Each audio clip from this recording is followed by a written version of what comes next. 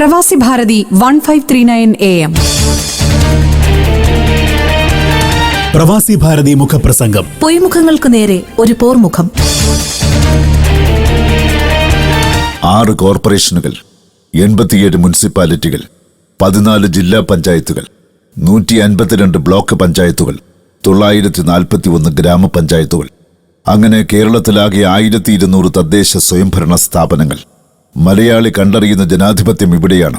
അടുത്തറിയാൻ കഴിയുന്ന ഭരണ സംവിധാനവും ഇവ തന്നെയാണ്. തദ്ദേശ സ്ഥാപനങ്ങളിലെ തിരഞ്ഞെടുപ്പ് ഫലവും ഇക്കാരണങ്ങളാൽ ഏറെ പ്രസക്തമാവുന്നു.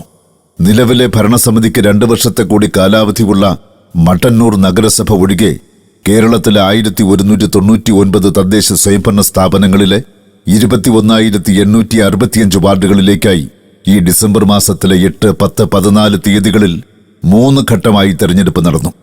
ജനവിധി തേടിയ സ്ഥാനാർത്ഥികളുടെ എണ്ണം 3,00,000 വരും. കൃത്യമായി പറഞ്ഞാൽ 74,899 പേർ. സീറ്റുകളിൽ 50% സ്ത്രീകൾക്കായി സംവരണം ചെയ്തിട്ടുണ്ടെങ്കിലും സ്ഥാനാർത്ഥികളിലേറെയും പുരുഷന്മാരായിരുന്നു.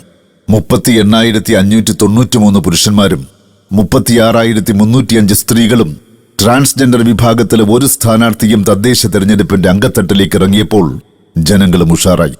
സംസ്ഥാനത്താകെയുള്ള 2,76,58,659 വോട്ടർമാരിൽ 76.04% പേരും, അതായത് 2,10,31,338 വോട്ടർമാരും തങ്ങളുടെ രാഷ്ട്രീയ പ്രബുദ്ധത ഒന്നുകൊണ്ട് മാത്രം മഹാമാരി വരുത്തുന്ന സൂക്ഷ്മ രോഗാണുക്കളെ ചെറുത്ത് പോളിംഗ് ബൂത്തിലേക്ക് ഒഴുകിയെത്തി. ഡിസംബർ 16 തീയതി വോട്ടെണ്ണിയപ്പോൾ ആകെ വോട്ട് ചെയ്ത 2,10,31,338 പേരിൽ 41.55% പേരും LDFിനെ തുണച്ചുവെന്നാണ് പ്രാഥമിക കണക്ക്. സീറ്റുകളുടെ സാങ്കേതികത്വം പരിഗണിക്കാതെ വിലയിരുത്തിയാൽ UDFും ഏതാണ്ട് മോശമല്ലാത്ത പ്രകടനം കാഴ്ചവെച്ചിട്ടുണ്ട്. LDFിനേക്കാൾ 4% കുറവ് വോട്ടുകൾ, അതായത് 37.14% വോട്ടുകൾ സമാഹരിക്കാൻ UDFിന് കഴിഞ്ഞു. പക്ഷെ തിരഞ്ഞെടുപ്പിന്റെ കളിക്കളത്തിൽ സ്വർണവും വെള്ളിയും വെങ്കലവുമെല്ലാം 1ാം സ്ഥാനക്കാരന് മാത്രം അവകാശപ്പെട്ടതാണ്. രണ്ടാമൻ അത് തുല്യം വോട്ടുകൾ നേടി ഒടുവിൽ ടോസിൽ തോറ്റാൽ പോലും തോറ്റവനായി വിലയിരുത്തപ്പെടും. വോട്ട് ഷെയറിൽ 3ാം സ്ഥാനത്തുള്ള NDAക്ക് 14.52% വോട്ടുകൾ ലഭിച്ചുവെന്നും പ്രാഥമിക കണക്കുകൾ വ്യക്തമാക്കുന്നു. ഇലക്ഷൻ കമ്മീഷന്റെ ട്രെൻഡ് സോഫ്റ്റ്വെയറിലെ പിഴവുകൾ പൂർണ്ണമായും പരിഹരിക്കുമ്പോൾ ഈ ശതമാനക്കണക്കിൽ അല്പം വ്യത്യാസം വന്നേക്കാം. എങ്കിലും LDF നേടിയ വിജയത്തിളക്കത്തിന് യാതൊരു കോട്ടവും സംഭവിക്കില്ല. അത്ര കണ്ട് സമഗ്രമായ ആധിപത്യമാണ് ഈ വിധിയെഴുത്തിൽ ഇടതുമുന്നണിക്ക് ലഭിച്ചത്. അതും സ്വർണ്ണക്കടത്ത് മുതൽ ലൈഫ് മിഷൻ ഫ്ളാറ്റ് നിർമ്മാണം വരെയുള്ള വിവാദ വിഷയങ്ങൾ സർക്കാരിനെ ചൂർന്നു നിൽക്കുന്ന ഒരു ഘട്ടത്തിലാണ് ഇടതുപക്ഷം ഇത്ര മികച്ച വിജയം കൈവരിച്ചത്. 10ഓളം കേന്ദ്ര അന്വേഷണ ഏജൻസികൾ കേരളത്തിലേക്ക് അന്വേഷണവുമായി വന്നിട്ടും അതൊന്നും തെരഞ്ഞെടുപ്പിൽ LDFിന് തിരിച്ചടിയായില്ല. മറിച്ച് ഗുണകരമായിട്ടുണ്ടോ എന്നാണ് പരിശോധിക്കേണ്ടത്.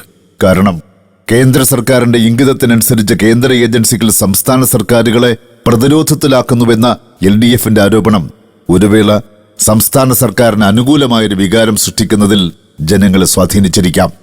ആന്റി ഇൻകംബൻസി അഥവാ ഭരണവിരുദ്ധ വികാരം ജനാധിപത്യത്തിന്റെ ഒരു സവിശേഷതയാണ്.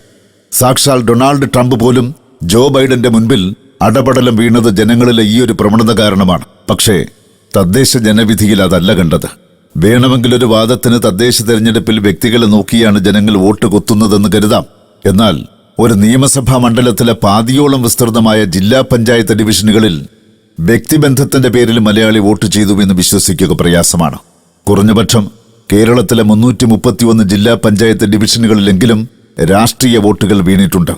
ജില്ലാ പഞ്ചായത്തിലെ വോട്ട് ഷെയർ ഒരു ട്രെൻഡ് സെറ്ററായി പരിഗണിക്കുമ്പോൾ LDFിന് വരുന്ന നിയമസഭാ തെരഞ്ഞെടുപ്പിൽ ചിലപ്പോൾ മികച്ച വിജയം നേടാൻ സാധിച്ചുവെന്ന് വരാം. എങ്കിലും ഇന്നത്തെ മികച്ച പ്രകടനം കണ്ട് നാളത്തെ വിജയം തീർച്ചപ്പെടുത്താൻ ഇത് 22 ആളുകൾ കളത്തിലിറങ്ങുന്ന ഗ്രൗണ്ട് ഗെയിമല്ല, 2.25 കോടി മനസ്സുകൾ മാറ്റുരയ്ക്കുന്ന മൈൻഡ് ഗെയിമാണ്. കേവലം 1.5 വർഷങ്ങൾക്ക് മുൻപ് പാർലമെന്റ് ഇലക്ഷനിൽ UDFിന് വൻ വിജയം സമ്മാനിച്ച മലയാളികൾ ഇത്തവണ തീരുമാനം LDFിന് അനുകൂലമാക്കി. ക്ഷേമ പെൻഷനുകളിലെ വർധനവും കോവിഡ് കാലത്തെ ഭക്ഷ്യക്കിറ്റുകളും മുതൽ ജോസ് കെ മാണിയുടെ മുന്നണി പ്രവേശം വരെ LDFിനെ തുണച്ച ഘടകങ്ങളാവാം. LDF, UDF, NDA എന്നീ 3 മുന്നണികളുടെയും സഹായമില്ലാതെ 2020, SDPI, കേരള ജനപക്ഷം മുതലായ പ്രസ്ഥാനങ്ങൾ നേട്ടം കൈവരിച്ചുവെന്നത് ഈ തെരഞ്ഞെടുപ്പ് ഫലത്തിലെ മറ്റൊരു പ്രത്യേകതയാണ്. ഒപ്പം മൂന്ന് മുന്നണികളിലും ഇത്തിൽക്കണ്ണികളായി കൂടിയിരിക്കുന്ന ഈർക്കിൽ കക്ഷികളുടെ രാഷ്ട്രീയ അസ്തിത്വം വീണ്ടും ചോദ്യം ചെയ്യപ്പെടുന്നതും നാം കണ്ടു. നിർഭാഗ്യവശാൽ തന്റെ വിജയം അറിയുന്നതിന് തൊട്ടുമുൻപ് മരണപ്പെട്ട മലപ്പുറം തലക്കാട് ഗ്രാമപഞ്ചായത്ത് 12-ാം വാർഡിലെ സഹീറ ബാനു ഒഴികെ ബാക്കി 21,864 ജനപ്രതിനിധികൾ വിജയശ്രീ ലാളിതരായി നമുക്കിടയിലുണ്ട്. ഇന്നലെ വരെ അവർ ഓരോ പ്രസ്ഥാനത്തിന്റെയോ നിലപാടിന്റെയോ സമുദായ സംഘടനയുടെയോ പ്രതിനിധിയായിരുന്നു. എന്നാൽ ഇന്നവർ ജനങ്ങളുടെ പ്രതിനിധിയാണ്.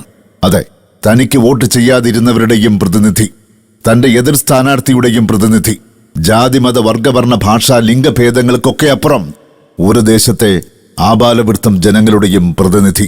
ആ തിരിച്ചറിവോടെ പ്രവർത്തിക്കുവാൻ നമ്മുടെ പുതിയ ജനപ്രതിനിധികൾക്ക് കഴിയട്ടെ. തെരഞ്ഞെടുപ്പിൽ വിജയിച്ചവർക്ക് മാത്രമല്ല, ജനവിധി തേടിയതിലൂടെ നമ്മുടെ തെരഞ്ഞെടുപ്പ് പ്രക്രിയയെ വിജയിപ്പിച്ച എല്ലാ സ്ഥാനാർത്ഥികൾക്കും പൊതുപ്രവർത്തകർക്കും ആശംസകൾ. നിങ്ങളിലൂടെ നാട് മുന്നേറട്ടെ, ഒപ്പം നാട്ടുകാരും. പ്രവാസി ഭാരതി മുഖപ്രസംഗം. പൊയ്മുഖങ്ങൾക്ക് നേരെ ഒരു പോർമുഖം. വിവരണം കെ ചന്ദ്രസേനൻ. തയ്യാറാക്കിയത് പ്രവാസി ഭാരതി എഡിറ്റോറിയൽ ബോർഡ്. പ്രവാസി ഭാരതി മുഖപ്രസംഗം ഞായറാഴ്ചകളിൽ രാവിലെ 8:55-നും പുനഃപ്രക്ഷേപണം വൈകിട്ട് 6:55-നും.